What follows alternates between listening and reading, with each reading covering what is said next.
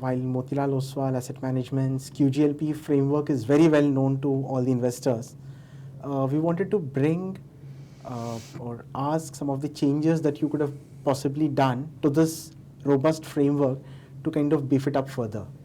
So we spoke of that, have a number for quality. Sure. 15% ROIC is something that we Sure. have done. For ensuring quantum of growth and quality of growth. So, both are important. If there is a large quantum of growth for a short period, you can't make money. Sure. Quantum of growth is required and also longevity of growth. And Sure. for that, we spoke about all the themes DCF which were and there. terminal, And yeah. for pricing, we rolled out a DCF framework. So we did all of that, and then what we have also done is to roll out a full-fledged risk control framework. Sure. On sizing of stocks. So, we want to be increasingly seen as a house which people put as a core of their portfolios. Sure. Lower in risk, trying to provide sustainable performance. Lower risk because now you will not find heavy weighted stocks in the portfolio.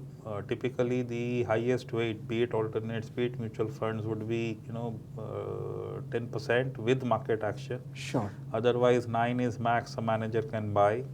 And then we have regular profit taking processes to bring it down. Sure. Again, gone are the days when we would be happy or we would be comfortable with significantly higher single stock weightages. Right. Yes. Similarly, on the flip side, the bottom part of the market, we have put a number. We would like the weightages to be in excess of 2%, closer to 2.5%. I think on the journey, we are now over 1.5%.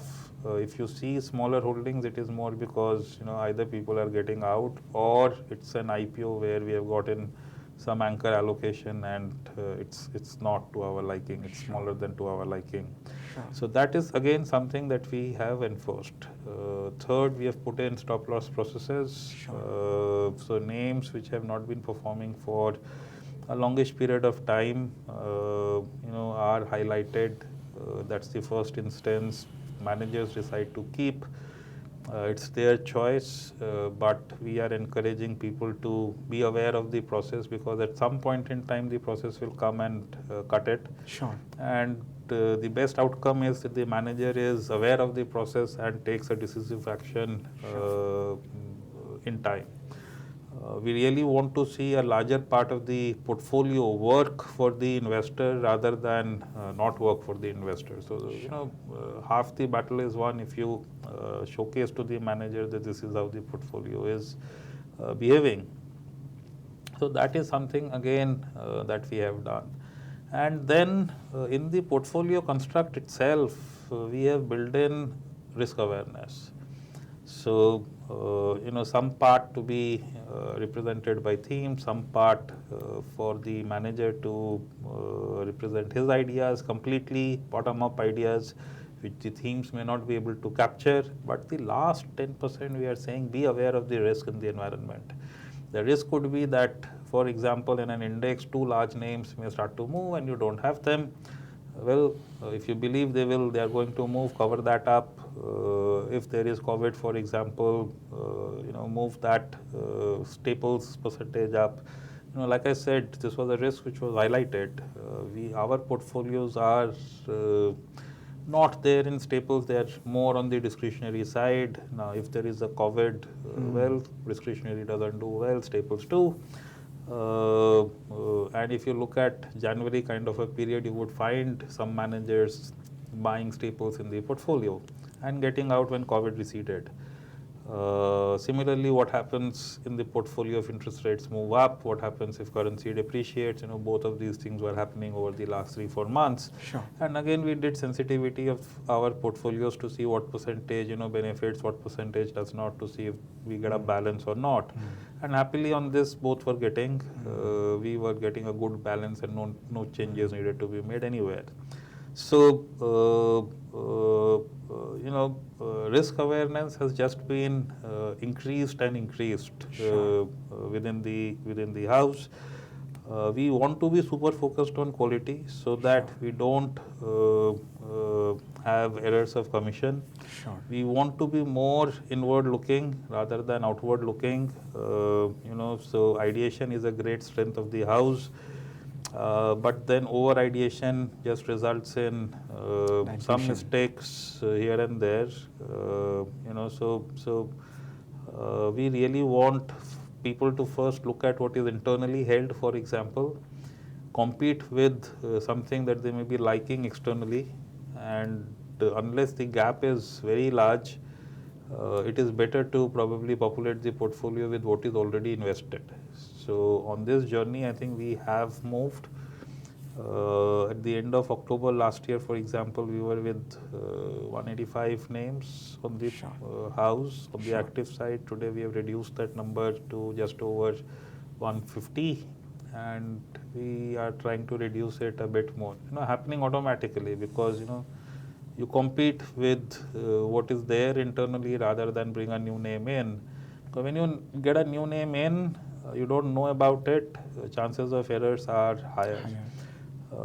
So that is something that we are doing, and yes, like I said before, we are in the business of risk taking. Mistakes will happen. Starting with high quality reduces that chance. Sure. Being inward looking reduces the chance of making mistakes, but mistakes will still happen, and then the idea is to quickly recognize them and take corrective actions. Obviously, the manager has a final call. But then if you look at our house, in the month of October, there were several names which were in the stop loss kind of a situation. Today, if you see, many of those names are actually out of the house, and happily, in retrospective, at good times. What remains would be like 1/3 of the original quantity, where a manager may be like super convinced on the evaluation and would want to hold. But as a house, we definitely reduced risk considerably in many names. So lots of things to demonstrate. I think clients who are watching us would very easily notice the sizing part of it, both at the top and the bottom, and the size of the portfolio. So in the end, what you have across the house is a high conviction portfolio. Every portfolio that we run today is a sub 35 stock portfolio. In that manner, we are a very, very unique house. So if you look at our mutual funds, we are the only house which does focused high conviction portfolios across.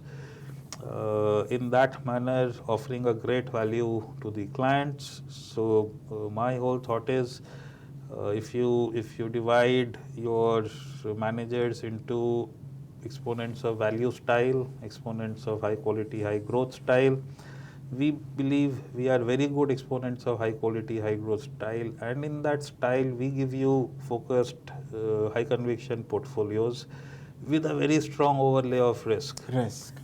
Both in terms of managing the concentration, everything, in terms of not building too much of a longer tail, and the stop loss mechanism, risk control processes. So you get the benefits of focused portfolios, and hopefully at a risk of much more diversified portfolio. In some sense, if you see, Nifty is a 50 stock portfolio, a BSE 30 is a 30 stock portfolio, yet both move almost similarly every day. So that is what we are really trying to achieve.